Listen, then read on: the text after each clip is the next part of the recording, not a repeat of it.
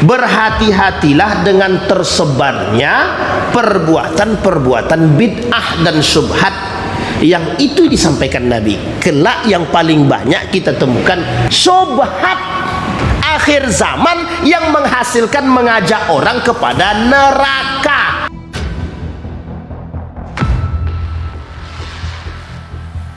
Baik, di subuh hari ini kita akan menyampaikan persoalan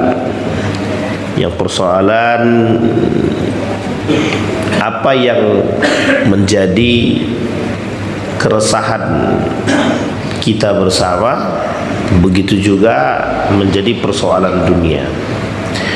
Di dalam hadis baginda Nabi Muhammad sallallahu alaihi wasallam, kata Nabi dalam hadisnya, wala taqumus sa'ah hatta talhaqa qabailu min ummati bil musyrikina wa hatta ta'buda qabailu min ummati al awthan wa innahu sayakunu fi ummati kadzabuna thalathuna kulluhum yaz'um annahu nabiyyun wa ana khatamun nabiyyin la nabiyya ba'di. Kata Nabi dalam hadisnya, kiamat tidak akan terjadi sehingga suku-suku dari umatku bergabung dengan orang-orang musyrik, dan hingga mereka menyembah berhala. Di tengah umatku kelak akan ada 30 para pendusta, masing-masing mengaku menjadi nabi, padahal aku adalah penutup para nabi dan tidak ada nabi sesudahku. Kemudian kata Nabi, la ghairud dajjali akhwafuni ala ummati qalaha thalathan. Qala qultu ya Rasulullah ma hadha alladhi ghairud dajjali akhwafuka ala ummatik? Kala a'immatan mudillun atau a'immatan mudillun. Kemudian di dalam hadis yang lain kata Nabi, la taqumus sa'ah hatta tuqatilu qauman ni'aluhumus sya'r wa hatta tuqatilu turka sigharal a'yuni humurul wujuh dhulfal unuf ka'anna wujuhahum al-majjanu al-mutraqah. Kiamat tidak akan terjadi sehingga kalian berperang melawan sebuah kaum yang sandal mereka terbuat dari bulu rambut, dan sehingga kalian berperang melawan bangsa Turk, yaitu sebuah kaum yang matanya sipit, wajahnya kemerah-merahan dan hidungnya pesek, sehingga wajah mereka bagaikan perisai yang berlapis. La taqumu sa'ah hatta yuqatilul muslimuna turk qauman wujuhum kal majjan al mutraqa yalbasuna asy-sya'r wa yamshuna fi asy-sya'r. Kiamat tidak akan terjadi hingga kaum muslimin berperang melawan bangsa Tut, yaitu sebuah kaum yang wajah mereka bagaikan perisai yang berlapis. Mereka memakai pakaian yang terbuat dari bulu dan memakai alas kaki yang terbuat dari bulu juga. Bapak Ibu sekalian yang berbahagia, kita bicara pada hadis yang pertama terlebih dahulu. Di dalam hadis yang pertama tadi, bercampurnya orang-orang muslim bersama orang-orang musyrik. Dulu kita pernah menyampaikan di sini persoalan di dalam Al-Quran itu terdapat setidaknya ada 3 kategori. Satu, orang-orang kafir. Yang kedua, orang musyrik. Yang ketiga, orang muslim. Ya ayyuhal kafirun, ya ayyuhal musyrikun, ya ayyuhal muslimun. Ada juga kategorinya muslim itu, nanti kita coba. Di dalam orang kafir, di dalam kafir ini Allah menyebutkan ada Yahudi, ada Nasrani, ada kafir Quraisy. Jadi kafir itu ada Yahudi, ada Nasrani, ada kafir Quraisy. Selain daripada ini, selain daripada Yahudi, Nasrani, kemudian kafir Quraisy, maka mereka disebut dengan musyrikun. Musyrikun yang tidak menyembah Allah. Orang-orang musyrikun ini siapa saja? Sebenarnya di dalam Al-Quran juga ada isyarat yang mengatakan orang-orang yang menyembah berhala ini bagian daripada musyrikun. Orang kafir Quraisy ada yang menyembah berhala. Di sisi lain mereka orang kafir, di sisi lain mereka juga musyrik, karena penyembahan mereka terhadap berhala. Kemudian ada kelompok-kelompok yang lain yang menyembah patung, binatang dan lain sebagainya. Mereka disebut dengan musyrikun. Ada yang menyembah matahari, ada yang menyembah bulan, ada yang menyembah pohon, ada yang sesajenan dan lain sebagainya. Ini bagian daripada kemusyrikan, perbuatan yang musyrik atau syirik. Sehingga pelaku kemusyrikan ini disebut dengan musyrikun. Kemudian yang ketiga, ada yang disebut dengan muslimun. Muslimun ini ada yang mukminun, ada yang munafiqun, ada yang muhsinun, ada yang muslimun itu sendiri. Ada mereka yang hanya muslim saja tapi tidak beriman. Ada yang muslim dan beriman. Ada yang muslim tapi munafik. Ada yang muslim, ada yang mukmin, ada yang muhsin. Nah, ini harus dipahami dulu. Jadi kategorinya banyak. Ada orang-orang muslim, kalau kita kategorikan kemunafikan, jika mereka termasuk rata-rata umat muslim itu memang termasuk dalam kategori kemunafikan, tapi nifak mereka nifak kecil. Karena itu mesti itu kita termasuk kategori begitu, kecuali kita bertobat kepada Allah. Karena dusta, pengkhianatan, kemudian janji yang kita ingkari, orang-orang yang berjanji tapi dia mengingkari dengan sengaja, dia munafik, nifak, meskipun nifaknya secara sifat. Dia berbicara tapi berdusta. Ada orang yang berjanji tapi berusaha mencari alasan untuk mengingkari janji. Diberikan amanah tapi mereka kemudian menyimpang daripada amanah. Itu bagian daripada perbuatan khianah atau bagian daripada kemunafikan. Dan itu mesti banyak dilakukan oleh umat muslim. Kenapa kok muslim? Karena mereka tidak seutuhnya menggunakan iman.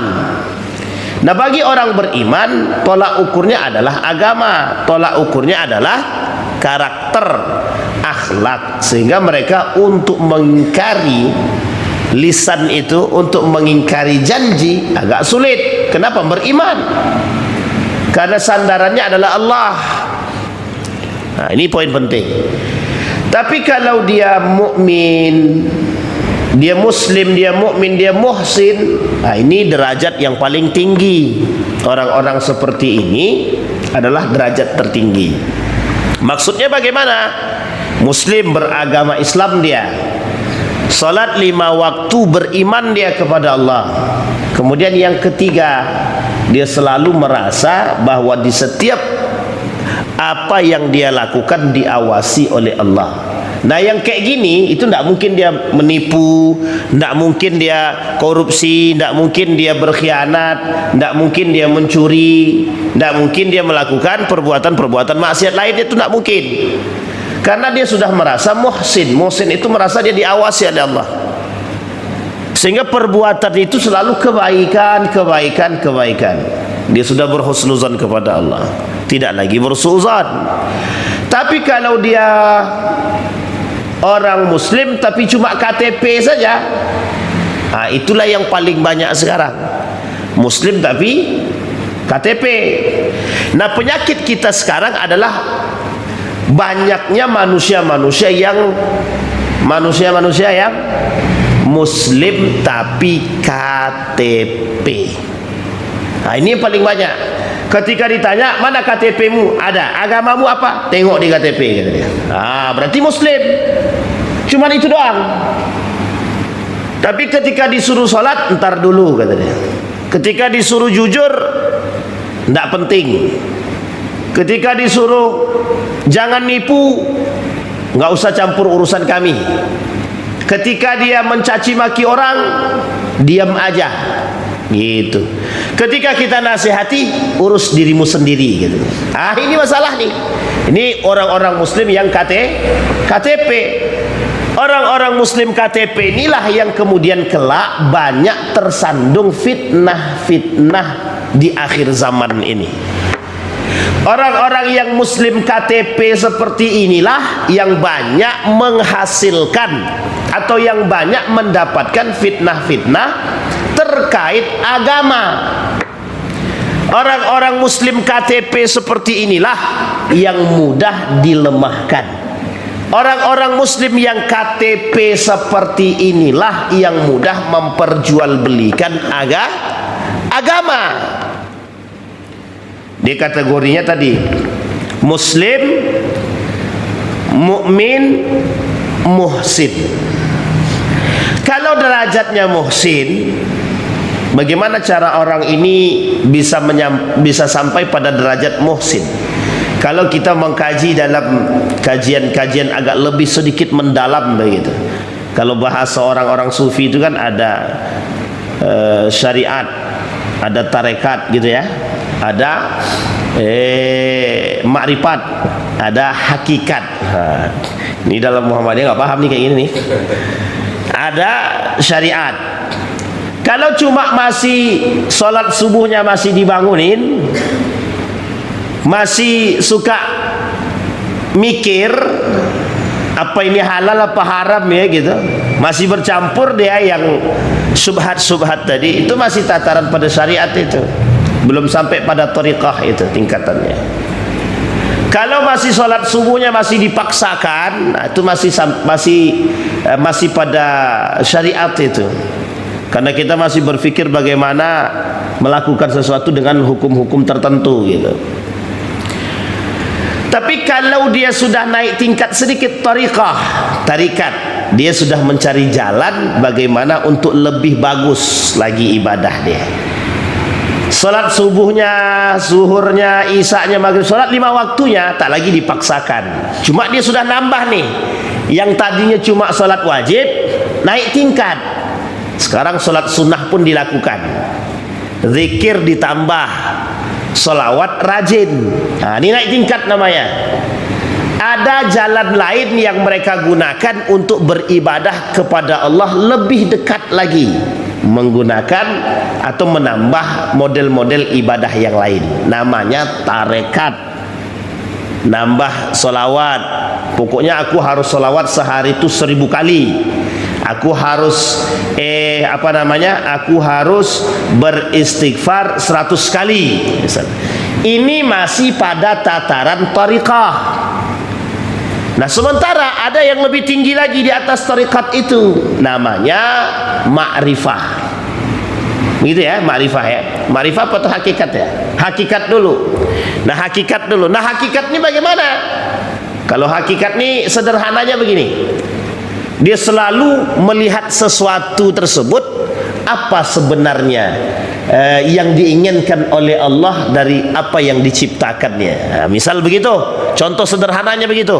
Contoh, Allah ciptakan anjing. Untuk apa Allah ciptakan anjing itu? Allah ciptakan babi. Untuk apa Allah ciptakan babi itu? Akal kita nih tak lagi berpikir tentang sholat 5 waktu. Kalau sholat 5 waktu sudah selesai, kata orang-orang syariat itu. Kemudian tidak lagi berpikir tentang thariqat, karena sudah menjadi sebuah kebiasaan lisan dia bersolawat, berzikir. Contoh. Kemudian dia cari tahu mengapa Allah menyuruh kita berzikir, beristighfar. Mengapa Nabi menyuruh kita beristighfar? Mengapa Allah ciptakan babi? Mengapa Allah katakan rambut perempuan itu adalah aurat? Mengapa aurat perempuan itu A, B, C, D? Pokoknya jawabannya, pertanyaannya mengapa.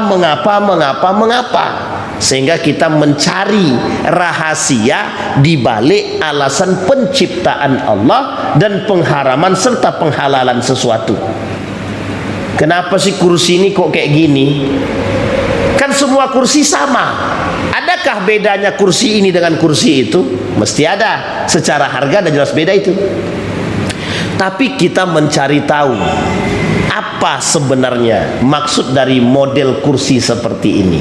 Ini bahasa lainnya itu mencari tahu hakikat. Kalau bahasa lainnya filosofi lah. Ngapain sih kita dihidupkan oleh Allah? Untuk beribadah kepada Allah. Semua orang paham. Tapi ada alasan lain mengapa Allah menciptakan manusia dan mengapa Allah perintahkan kita untuk ibadah. Ternyata maksud lainnya adalah untuk menunjukkan bahwa adanya perbedaan antara manusia dengan sang pencipta. Kalau sama saja kayak orang-orang muslim tapi dia tidak sholat, itu sebenarnya dia sama dengan Tuhan itu. Dia mengatakan diri dia sama dengan Tuhan. Kenapa begitu tidak sholat?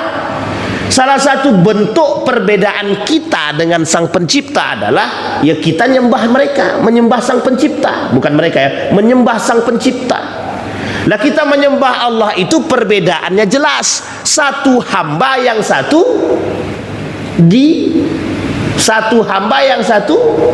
yang disembah.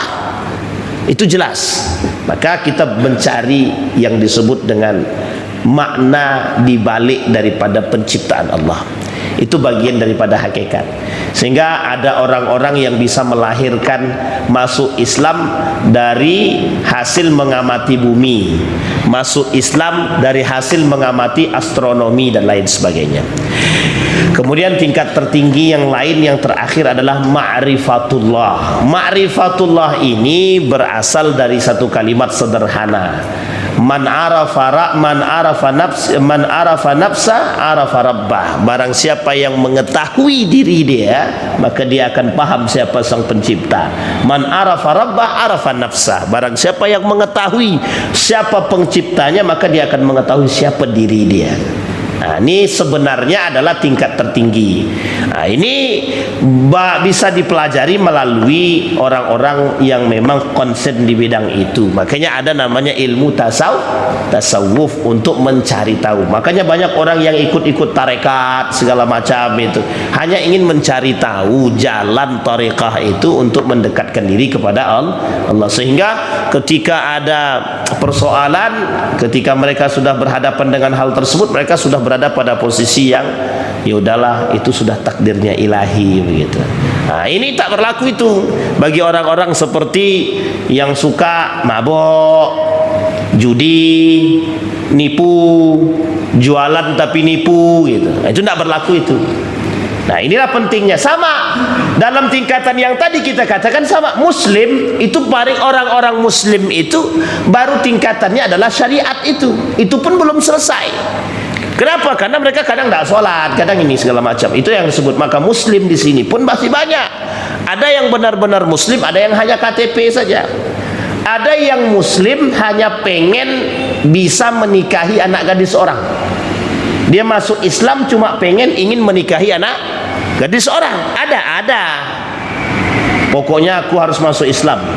Kenapa? Kalau aku tak masuk Islam, bapaknya tak mau nikahkan dia dengan aku gitu. Nah, akhirnya ini banyak kasus-kasus seperti ini kita temukan di artis-artis.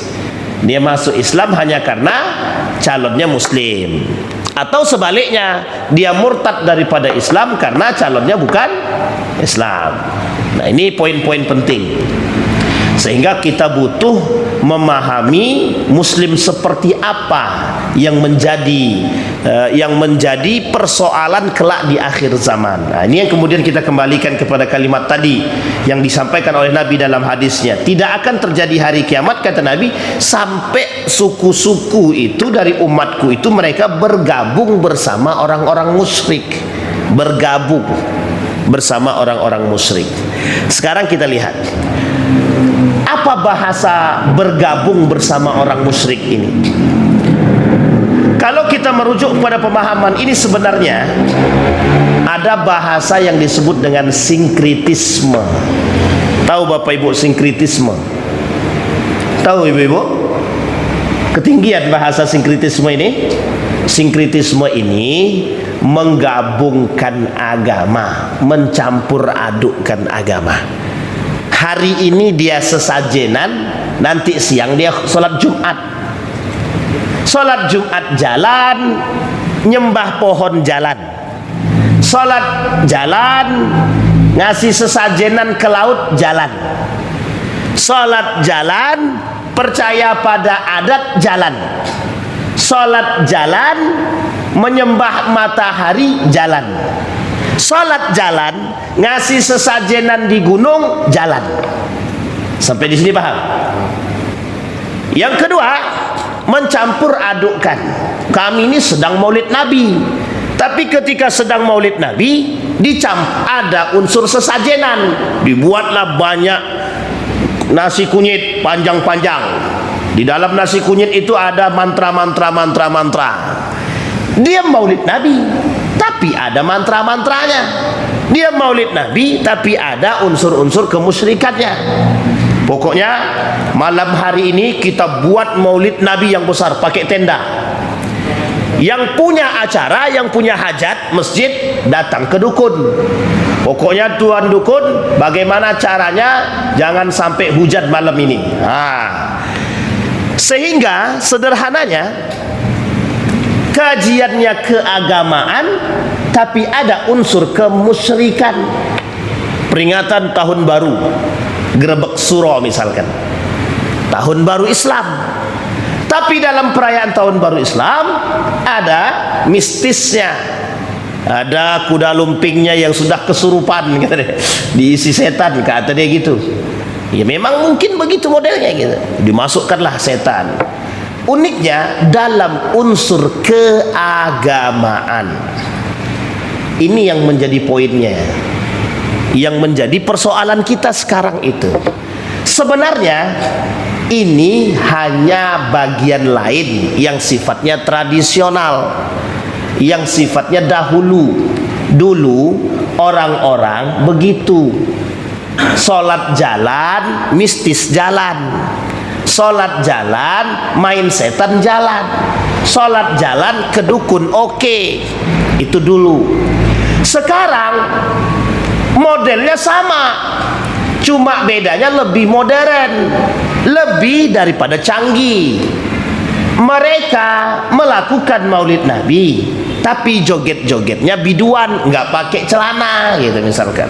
Misal di sini tertulis nih maulid Nabi gitu, tapi di depannya musik yang nyanyi perempuan, perempuannya pakai celana pendek. Bahasa sederhananya sedang mengangkangi Rasulullah, sedang menghina Rasulullah, sedang menghina Allah. Sama. Mereka inilah yang disebut dengan menggabungkan atau bergabung dengan orang-orang musyrik. Mereka muslim, percaya kepada Allah, tapi mereka melakukan perbuatan-perbuatan kemaksiatan yang seolah-olah kemaksiatan yang mereka lakukan menghina Allah. Sampai di sini bisa dipahami Bapak Ibu? Nah, ini poin penting kita. Sehingga kata Nabi, tidak akan terjadi hari kiamat sampai kelompok-kelompok seperti ini merajalela. Kita lihat Pak, dalam tulisan Kiai Haji Hasyim Asy'ari. Kata Kiai Haji Hasyim Al-Asy'ari dalam kitab dia Risalah Ahlus Sunnah wal Jamaah itu, fi bayani tamassuki ahli Jawa bi madhhabi ahli sunnah wal jamaah. Kata beliau menjelaskan betapa banyaknya orang-orang Jawa berpegang teguh dengan ahlus sunnah wal jamaah. Koma, belum titik, masih koma. Pada penjelasan selanjutnya, wa bayanu ibtida'i zuhuril bid'ah wala intisyaruha fi ardi Jawa, dan awal mula tersebarnya bid'ah dalam persoalan agama dan tersebarnya fi ardi Jawa. Jadi awal mula Syekh Hashim Al-Asy'ari juga bercerita sebab awal mula daripada tersebarnya bid'ah dalam agama di negeri Jawa. Kemudian beliau lanjutkan lagi, wa bayanu anwa'il mubtadi'ina al-mawjudina fi hadzal zaman. Kata beliau, akan ada penjelasan tentang macam-macam pelaku-pelaku bid'ah yang ada di zaman ini. Artinya beliau bercerita, menyampaikan banyak kelak di Jawa itu, tidak hanya di Jawa sebenarnya, ini sebenarnya ilustrasi di mana-mana bermunculan aliran-aliran bid'ah dalam agama, tapi mereka muslim. Itu dia poin pentingnya, Pak. Apa contohnya? Contohnya yang tadi, seperti Islam kejawen misalkan.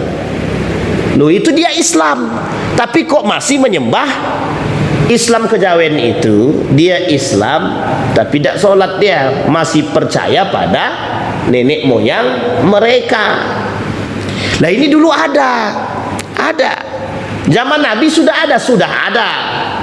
Sejak zaman Nabi sudah pernah terjadi, cuma maraknya baru sekarang ini. Kenapa maraknya sekarang ini? Karena pada masa Nabi diperangi sama Nabi. Bid'ah pada masa Abu Bakar, ada orang murtad, tidak bayar zakat, nabi palsu. Nabi bilang tadi dalam hadisnya, kata Nabi dalam hadisnya apa?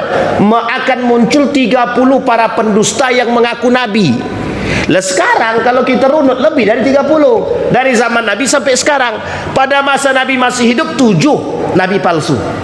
Nah sekarang kita runut, coba abang hitung berapa jumlah nabi palsu sekarang. Hitung bang, gak tahu kan? Sama, lebih daripada 30. Ahmad Musadek, Musailam al-Kadzab, itu zaman Nabi. Musailam al-Kadzab itu. Nah sekarang ini yang di India, yang di Indonesia aja banyak tuh. Di Indonesia aja udah ngalah-ngalahin Nabi tuh, ya kan? Nabi kita saja itu bicara dengan Allah itu melalui turunnya wahyu. Nabi Musa alaihissalam itu berbicara dengan Allah itu tidak langsung. Nah ini kan adalah yang langsung. Bahkan uniknya lagi ngaku Tuhan pula, gitu kan. Fir'aun dulu ngaku Tuhan, dia punya kekuatan. Lah sekarang ngaku Tuhan nggak punya kekuatan, cuma di KTP doang gitu. Ini bid'ah yang muncul hari ini gitu. Nah pertanyaannya, mengapa kok bisa bermunculan orang-orang seperti ini? Paham ya Ibu ya? Tidak menutup kemungkinan hal seperti ini bisa terjadi di tengah perkotaan ini. Bisa, sangat bisa. Perbedaannya, kalau dia di perkampungan bisa muncul hal-hal seperti ini, karena masih bisa kita temukan orang-orang yang belum terjangkau oleh para alim untuk sampai ke tempat mereka yang mempelajari agama dengan baik dan benar. Nah model bid'ahnya di perkampungan mungkin bisa jadi model bid'ahnya seperti yang tadi kita sampaikan, seperti yang disampaikan oleh Kiai Haji Hashim Al-Asy'ari. Bermunculan orang-orang yang bisa berbicara dengan Tuhan, bermunculan orang-orang yang bermain sesajenan. Ini masih model tradisional. Tapi kalau di kota yang gaya berpikirnya seharusnya sudah berpikir ke depan, yang agamanya yang setiap waktu bisa kita temukan model pembelajaran agama yang baik, lah kok masih ada orang maulidan dengan model kayak gitu? Lah kok masih ada orang yang melaksanakan Isra wal Mi'raj tahun baru tapi mencampur adukkan unsur agama dan mistis? Ini lain cerita, Pak. Maka sebenarnya Nabi ingin mengatakan kepada kita, kalian itu sedang di akhir zaman, gitu Nabi. Itu Nabi mau katakan begitu sama kita. Cuman lo nggak sadar-sadar gitu. Ada kajian di masjid bercampur laki-laki perempuan, lo masih ikut. Tapi kan aku yang penting tidak bercampur. Tidak bisa. Kita harus berada pada posisi yang prinsip Ini urusannya prinsip. Kata Allah, haram bercampur laki-laki perempuan. Dalam urusan keagamaan aja haram, apalagi di luar keagamaan. Tapi lo masih ikut.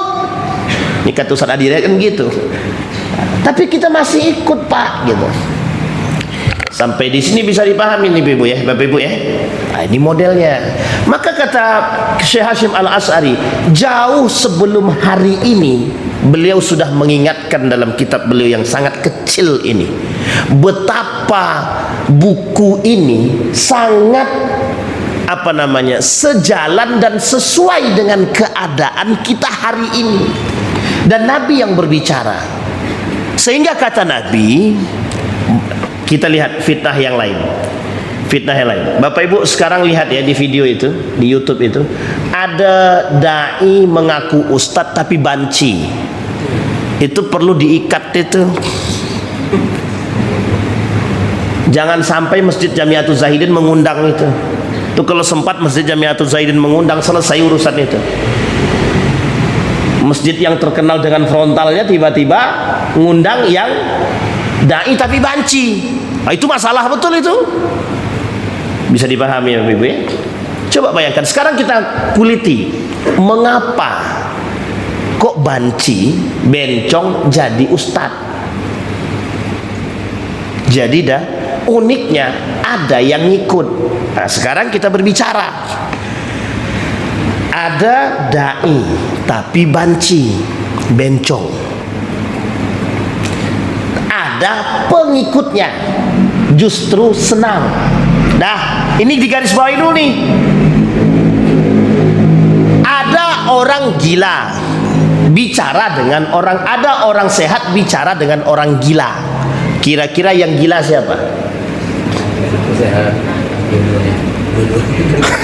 Kalau orang gila yang berbicara, Bu, itu jelas kegilaannya.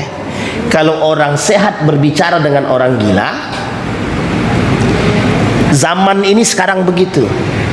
Ibu-ibu semua diberikan, kita semua Bapak Ibu nih diberikan akal yang sehat dalam berpikir tentang agama. Tapi justru kita duduk dengan orang yang mencampur agama. Saya ulangi bahasa yang lebih pelan. Kita diberikan oleh Allah akal untuk belajar mana yang baik, mana yang buruk. Sehingga kita bisa membedakan, loh kalau orang yang seperti ini agamanya benar atau tidak benar. Kita paham.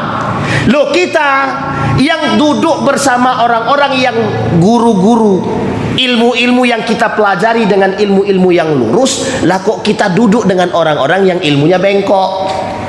Kira-kira yang salah siapa? Bahasa sederhananya gini.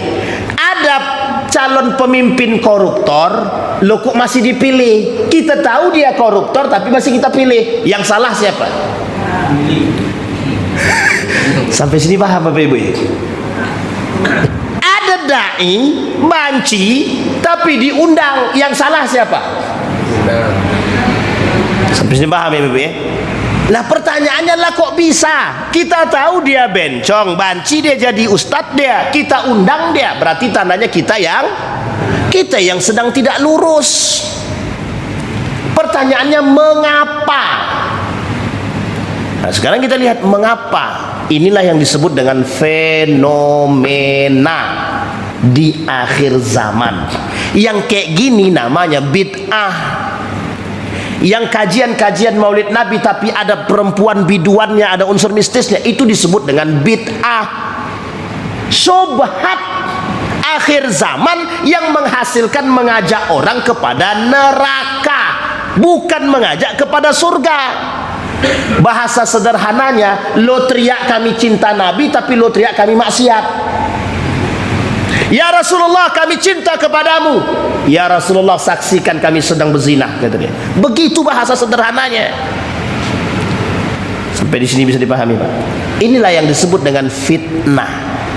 Maka Nabi mengingatkan kita jauh-jauh hari.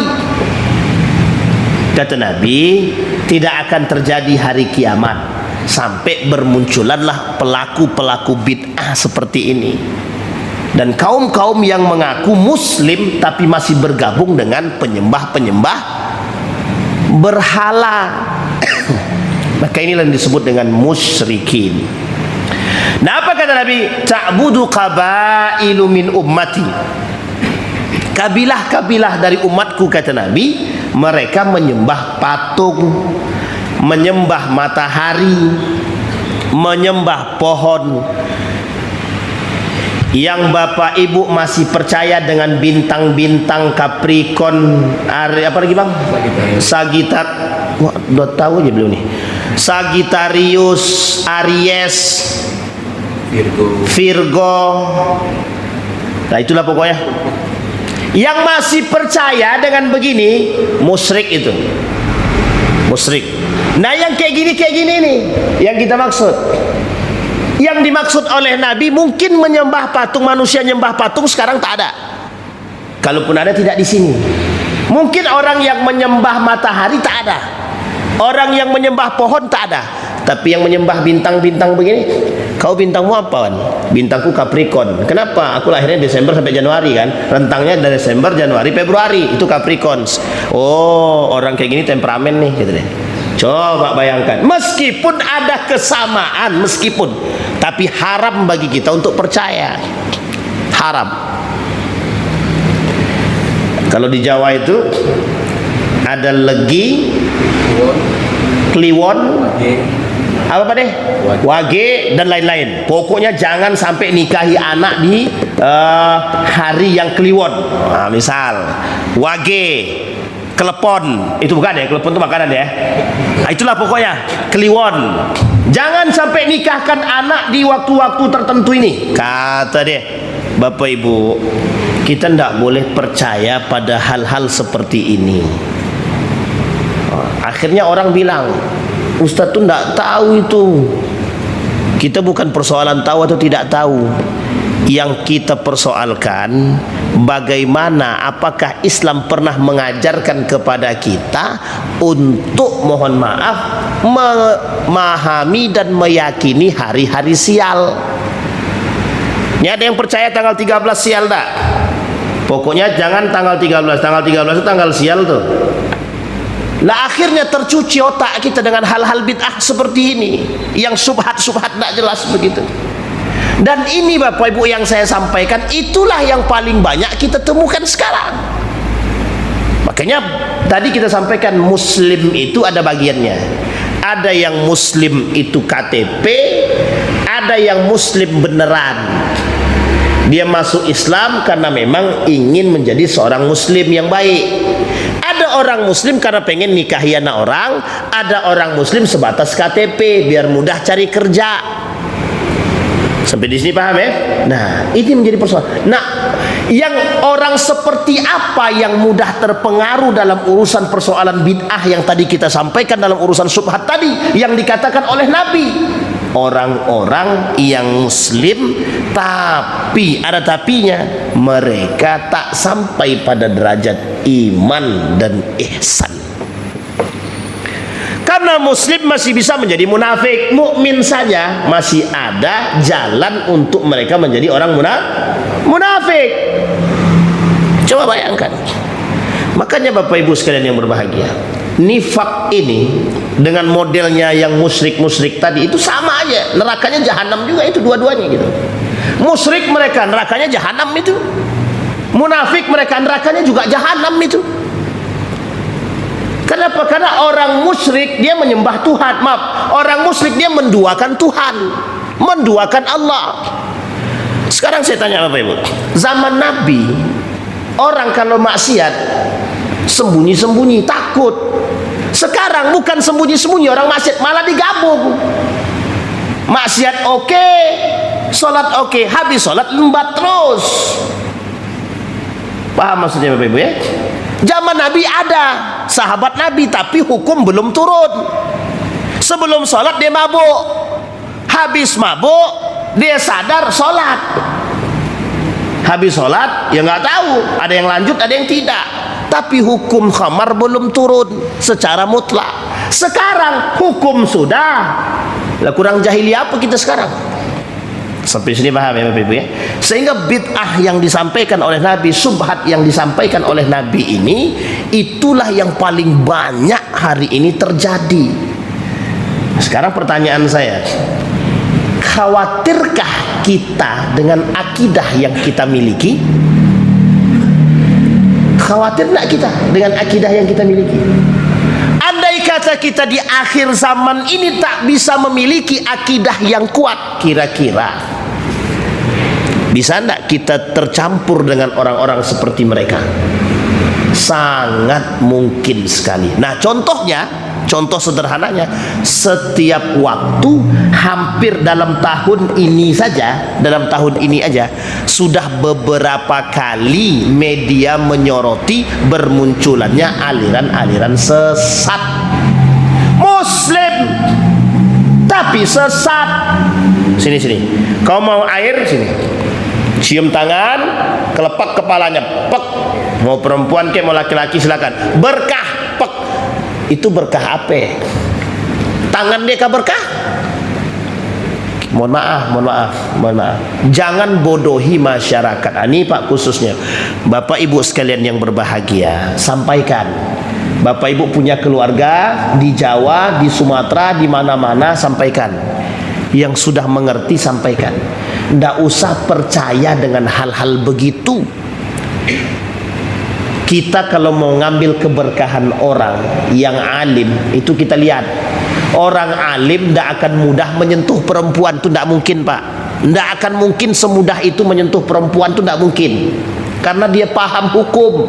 Haram bagi orang yang bukan muhrimnya menyentuh wanita yang bukan muhrimnya. Yang bukan mahramnya itu tidak boleh dipegang. Itu tahu harusnya mereka yang mengerti agama. Lah mereka menyentuh perempuan, kita masih minta barokah. Itu yang sesat kita. Sampai sini paham Bapak Ibu ya? Ini poinnya. Maka kata Nabi, sayakunu fi ummati kadzabuna thalathuna kulluhum yaz'umu annahu nabiyyun wa ana khatimun nabiyyina la nabiyya ba'di. Parahnya lagi kata Nabi, di antara kelompok-kelompok fitnah syubhat yang tadi bermunculan, kata Nabi, ada di antara mereka yang mengaku menjadi nabi. Parahnya lagi kata Nabi, mengaku menjadi nabi.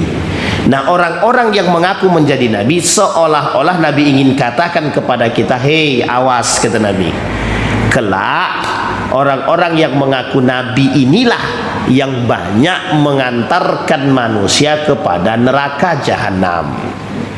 Maka kata Nabi, du'atun ila abwabi jahannam, banyak para dai yang mengantarkan kita kepada neraka jahanam. Itu Nabi yang bilang. Contoh yang tadilah kita sampaikan, sudah tahu dia bencong jadi dai, kita ngikut, akhirnya kita dengerin, nanti jadi bencong semua kita.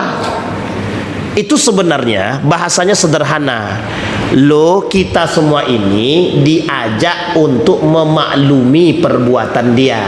Coba lihat aku nih, sekarang aku banci, meskipun aku banci tapi aku ustad.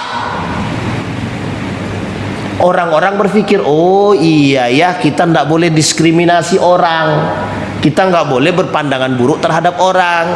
Lah yang itu sudah melanggar syariat, lah kok masih kita maklumi dan kita ikuti. Kata Nabi, kata Allah dalam Al-Quran, innakum idzan mithluhum. Kalau kalian masih ikut, jadi kalian bagian daripada mereka, akan seperti mereka. Mengapa mereka bisa eksis? Ya karena ada pengikutnya. Kenapa ada pengikutnya? Ya karena kita mencoba memaksakan diri untuk mengikut. Bapak Ibu, saya kasih tahu. Ini modelnya begini. Ada orang pelaku maksiat. Biar orang pelaku maksiat ini bisa dinormalkan kemaksiatannya, dia bayar. Satu, selalu dia kasih kita makan. Dikasihnya kita makan, dikasihnya kita sembako. Sekarang saya tanya, karena dia sering memberikan sembako kepada kita, baik dia sama kita, kira-kira kalau dia berbuat maksiat, bisa nggak lisan kita mengatakan, oh dia itu bejat, dia itu nggak benar? Bisa nggak? hampir sulit bagi lisan kita untuk mengatakan demikian.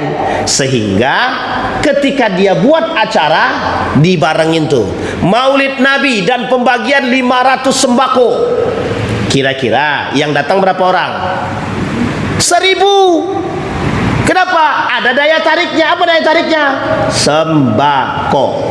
Padahal pelakunya ini yang melakukan perbuatan maksiat. Cuma karena ada sembakonya, maksiatnya tertutupi, sembakonya yang nampak. Itu model pertama. Model kedua, karena yang melakukan kemaksiatan ini adalah figur manusia yang diidolakan, sehingga apapun yang dia buat salah kali tetap benar. Kita ambil contoh. Ada seorang pemuda, bagus dia, baik dia, diidolakan. Tiba-tiba dia judi. Dia buatlah konten perjudian. Tapi di situ disebutkan judi Islami. Ini contoh aja, judi Islami. Karena ada manusia yang mengidolakan dia,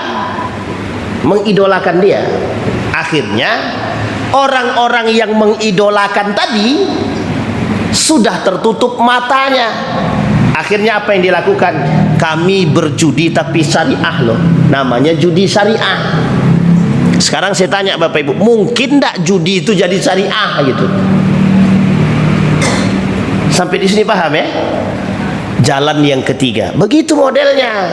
Ada orang yang diidolakan, mereka yang melakukan. Sama Pak dengan yang tadi. Kita tahu mereka pelaku maksiat. Kita tahu mereka itu orang-orang yang merusak agama. Kemudian mereka masuk dalam urusan agama, mereka menyebarkan agama. Lalu kita ikut mendengarkan. Artinya kita sedang menormalisasikan kemaksiatan mereka. Bahasa sederhananya, mereka menutupi kemaksiatan mereka dengan kebaikan yang mereka buat, sehingga kita lebih menyorot kepada kebaikan ketimbang daripada kemaksiatan yang mereka lakukan. Inilah model yang sekarang ini yang kita temukan. Banyak orang yang melakukan perbuatan tersebut demi menutupi kemaksiatan dan kemusyrikan kepada Allah. Nah, sekarang saya tanya ibu-ibu, bapak ibu semua, abu-abu atau jelas kemaksiatan mereka? Abu-abu atau tidak jelas kesyirikan mereka? Abu-abu. Sehingga abu-abu ini membuat orang bingung. Sebenarnya tidak usah bingung. Kalau sudah jelas tak ada yang disembah, jelas Allah yang disembah, tak ada yang lain selain daripada Allah, selesai itu urusan. Nah, kok masih kita mau ikut-ikutan? Ini kan cuma sekedar tradisi Pak Ustaz. Kami ini tradisi ngikut ini cuma sekedar tradisi aja. Dari tradisi itulah sekarang ikut tradisi. Ibu selamat, cicit ibu yang ikut nyembah besok. Ini cerita daripada Nabi Nuh alaihissalam. Sebelum datang Nabi Nuh itu, dulu ada turunan Nabi Adam itu ada 5 orang soleh. 5 orang soleh yang mengajarkan agama. Diajarin nih Pak, Allah subhanahu wa ta'ala itu mereka kenalkan. Ketika 5 orang soleh ini meninggal, ada salah seorang pemuda ahli pahat, pembuat patung, ahli di bidang pembuat patung. Apa kata dia? Dibuatlah patung. Padahal membuat patung itu hukumnya apa? Sekarang saya tanya, apa hukum membuat patung? Haram. Sekarang saya tanya, banyak ndak orang jual pakaian pakai patung? Itu perlu dikaji itu. Patung seperti apa yang boleh dipajang untuk pakaian? Harus begitu, harus. Islam mengajarkan. Nah ini ndak. Patungnya mohon maaf ibu-ibu jangan tidur. Yang paling banyak bukan patung laki-laki, patung perempuan. Coba bayangkan, apa maksudnya? Ya nggak tahu. Tanya yang buat patung. Sekarang kita lihat 5 orang soleh, dah 5 orang soleh meninggal, kelima-limanya Pak. Apa kata pemuda ini? kita buat patung untuk mengingat jasa orang-orang ini. Generasi pertama itu pahamnya bahwa patung yang 5 ini adalah hanya pengingat bagi orang soleh, bahwa mereka sudah punya andil dalam menyebarkan agama, menyebarkan paham yang lurus. Generasi kedua masih sama karena mendapatkan dari lisan daripada generasi yang pertama. Generasi ketiga mulai terselewengkan. Generasi kelima selesai. Apa kata mereka? Tuhan yang baru. Jangan kita lupakan bahwa mereka yang 5 ini adalah Tuhan kita. Begitu modelnya, Pak. Kita memang selamat. Itu pun kalau selamat. Ya, kalau ada kejujuran dalam hati kita cuma ikut menghadirkan tradisi yang salah, jangan diikuti. Yang diikuti tradisi yang benar. Ustaz, itu gerebek surau bagus, kita harus rame nih kata. Tapi ada unsur mistisnya. Campur aduk laki-laki perempuan. Lah itu acaranya sesat lah kok kita ngikutin. Kecuali acaranya memperingati tahun baru Islam, gerebek surau misalkan, tapi tidak ada unsur mistisnya, hanya pamer budaya, hanya menampakkan kearifan lokal, dan dipisah. Di sini tempat laki-laki, di sini tempat perempuan, kemudian diisi dengan kajian keislaman yang baik. Selesai, Pak. Pun tidak dipersoalkan. Nah, tapi kalau sudah banyak unsur mistisnya, bermain dengan syaitonnya, bermain dengan iblis dan jinnya, itu merusak. Yang paling berbahaya lagi, merusak akidah. Nah, maka kata beliau, kata Syekh Hashim Al-Asy'ari itu, berhati-hatilah dengan intisyarul mubtadi'in. Berhati-hatilah dengan tersebarnya perbuatan-perbuatan bid'ah dan syubhat yang itu disampaikan Nabi. Kelak yang paling banyak kita temukan adalah di akhir zaman. Bisa dipahami Bapak Ibu? Baik. Nah, sekarang perhatikan baik-baik. Kata Nabi, apa dampak daripada perbuatan tersebut? Sedikitnya kalimat la ilaha illallah. Orang lebih mengelu-elukan budaya ketimbang mengelu-elukan kalimat la ilaha. Ini sebenarnya sederhana kalau kita mau tunjukkan. Ketika Maulid Nabi, setelah salat Isya, manusianya rame. Pas salat Isya, satu saf tak ada. Isra wal Mi'raj, acaranya di depan kantor gubernur, misal contoh aja nih, dibuat pas acaranya setelah Isya. Setelah Isya manusia berbondong-bondong datang. Pas salat Isya, Masjid An-Nur pun tak penuh. Jangankan satu sop, untuk sampai setengah sop aja sulit gitu. Tersebut masjidnya sekalian. Tapi ya pandai-pandai lah, dicontoh kan gitu. Sekarang pertanyaan saya, mana yang lebih penting? Acara itu apa sholat itu? Tapi mengapa kita belum punya strategi untuk membuat mereka lebih banyak datang ke masjid ketimbang acara? Acara itu formalitas. Itu pun kalau kita benar niatnya baru dapat pahala. Kalau tidak benar, kami datang berniat untuk cuci mata, selesai urusan. Tidak ada pahala-pahalanya, Pak. Bisa dipahami ya Bapak Ibu ya? Ini poin penting untuk kita. Maka Bapak Ibu, kekhawatiran Nabi itu sederhana saja. Tidak adanya Nabi setelah baginda Nabi Muhammad SAW itu menjadi persoalan yang harus kita tampung hari ini. Nabi menularkan keilmuan kepada para alim ulama, sehingga yang menjadi panutan kita hari ini adalah alim ulama yang garis lurus, bukan bengkok. Apa yang menyebabkan mereka tersesat di jalan mereka? Bisa jadi karena mereka belajar ilmu tanpa guru. Satu, bisa jadi mereka hanya mengikut trending atau zaman. Yang ketiga, bisa jadi mereka berpura-pura menjadi orang alim. Nah, yang menjadi masalah kita sekarang, yang juga banyak terjadi kata Nabi, orang-orang yang mengaku berpura-pura menjadi itu dia yang kita takutkan, yang sulit untuk kita peleteri, yang sulit kita filter itu, yang itu. Ini yang benar yang mana? Yang satu bilang begini, yang satu bilang begitu, yang satu bilang sesajenan boleh, yang satu bilang sesajenan nggak benar. Terus sekarang gimana? Siapa yang harus kita ikuti? Nah, inilah posisi kita sekarang. Bisa dipahami Bapak Ibu ya? Apa kata beliau? Wa kadzalika man qala inna nabiyuna laisa alladhi kana bi Makkah wal Hijaz wa kadzalik min iddi'ai nubuwati ahadin ma'a nabiyina Muhammadin sallallahu alaihi wasallam au ba'da au man idda'a an-nubuwata li nafsihi wa kadzalika man idda'a min ghulatil mutasawwifah annahu yuha ilaihi wa in lam yada' an-nabi. Apa kata beliau?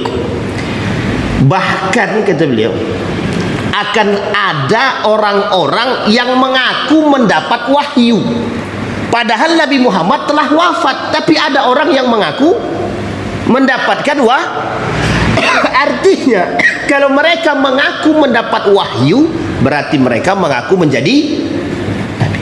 Maksudnya apa? Sederhana maksudnya, ada orang yang mengaku diri dia pintar dengan keilmuannya sehingga dia ajarkan ke hadapan orang lain sehingga dia punya pengikut, ternyata yang dia dapatkan adalah sesat dan menyesatkan. Inilah Bapak Ibu sekalian. Nah, sekarang apa yang harus kita lakukan terhadap subfitnah yang bid'ah dan subhat yang terjadi ini? Bapak Ibu sekalian yang berbahagia, yang pertama, ndak usah ikut-ikutan. Setiap hari ngaji di Masjid Jamiatul Zahidin, hampir tiap hari ada kajian, tapi masih menyembah patung, itu kebangetan. Setiap hari kajian tapi masih nipu dalam jualan, itu kebangetan. Setiap hari mereka ngaji, kita ngaji, tapi masih juga tangan ini mengambil yang bukan haknya, itu kebangetan. Artinya niat kita sebelum belajar dah benar atau belum, itu yang harus kita telusuri kembali. Yang kedua, hadirkan setiap perbuatan kita ini Allah, sehingga kita dalam menuntut ilmu ini jelas arahnya. Bukan hanya sekedar, mohon maaf, bukan hanya Bapak Ibu saja, termasuk kami juga harus begitu. Dalam niat menyampaikan kajian ini harus benar niatnya. Kalau niatnya mohon maaf hanya untuk mencari perhatian, maka yang dihasilkan adalah perhatian. Nah, begitu juga dengan Bapak Ibu semua. Maka Bapak Ibu, mengapa hal-hal yang unik itu banyak pengikutnya? Karena kelak di akhir zaman yang unik-unik inilah yang memang dicari. Kenapa? Karena manusianya unik-unik. Manusia yang unik sukanya yang unik. Maka Bapak Ibu, jadilah manusia yang aneh. Biar kita yang aneh dengan agama dan nilai-nilai agama yang kita pelajari, yang kita dibekali oleh orang tua kita dahulu, untuk tetap kita berpegang teguh. Biar, enggak apa-apa Pak. Mau dibilang orang kolot enggak apa-apa. Yang penting kita selamat. Ketimbang aneh, unik, ngikut yang unik-unik, ikonik, tapi menjadi penghuni neraka. Na'udzubillah summa na'udzubillah. Mudah-mudahan apa yang kita sampaikan di subuh hari ini menjadi pengingat bagi kita agar kita tak terjerumus dalam perbuatan-perbuatan yang salah, agar kita menjaga diri kita dan generasi kita dari ketersesatan, atau tersebarnya arus-arus subhat dan fitnah-fitnah bid'ah ini, sehingga kita bisa menjadi orang-orang yang mukmin yang baik dan sejati. Amin ya rabbal. A'udzubillahi minasyaitonir rajim. Bismillahirrahmanirrahim. Hamdas syakirin hamdan na'imin, hamdan yuwafi ni'amahu wa yukafi'u mazidah. Ya Rabbana lakal hamdu kama yanbaghi li jalali wajhikal karim wa azim sultanik. Allahumma faqihna fid din wa 'allimna ta'wil. Allahumma ansur man nasara ad-din wa khudhul man khadhala al-muslimin. Allahumma arinal haqqa haqqan warzuqna ittiba'ah wa arinal batila batila warzuqna ijtinabah. Allahumma anfa'na bima 'allamtana warzuqna uluman tanfa'una fid din wad dunya wal akhirah. Allahumma ighfir lahum warhamhum wa'afihim wa'fu anhum wa akrim nuzulahum wa wasi' madkhalahum waj'alil jannata matwahum. Allahumma ja'alna Allahumma rabbana hab lana minas salihin, rabbana hab lana min azwajina wa dhurriyyatina qurrata a'yun waj'alna lil muttaqina imama. Allahumma khtimna bi husnil khatimah wa la takhtimna illa bi husnil khatimah. Rabbana atina fid dunya hasanah wa fil akhirati hasanah wa qina adzabannar. Walhamdulillahi rabbil alamin. Assalamualaikum warahmatullahi wabarakatuh.